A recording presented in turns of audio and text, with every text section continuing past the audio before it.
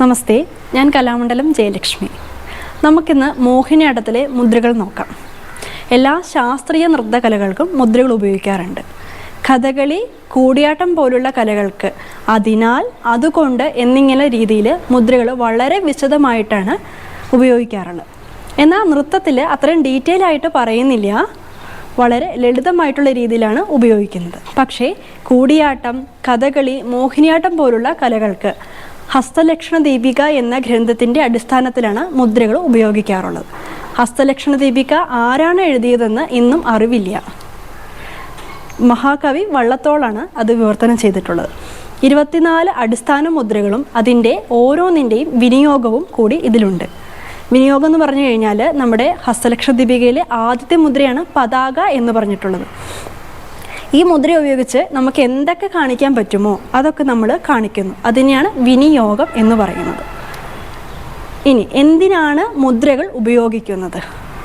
നാടകങ്ങളിലായാലും സിനിമകളിലായാലും ഒക്കെ സംഭാഷണങ്ങളിലൂടെ ആശയങ്ങൾ പ്രതിഫലിപ്പിക്കുന്നുണ്ട്.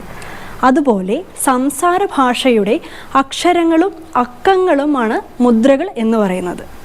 ഇനി നമുക്ക് 24 മുദ്രകളിൽ നമുക്ക് നോക്കാം.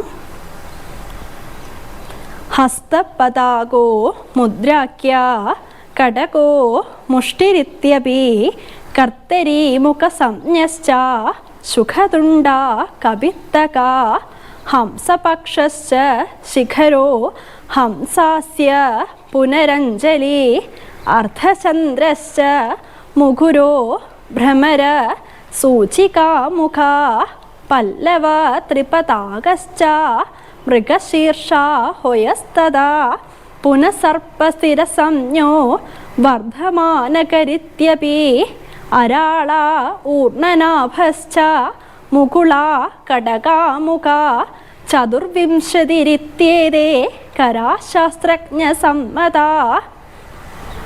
ഇത്തരത്തിലാണ് മോഹിനിയാട്ടത്തിലെ 24 മുദ്രകൾ ശ്ലോകരൂപത്തിൽ ഉണ്ടാകുന്നത്. ഇനി ഓരോ മുദ്രയും നമുക്ക് എങ്ങനെയാണെന്ന് നോക്കാം.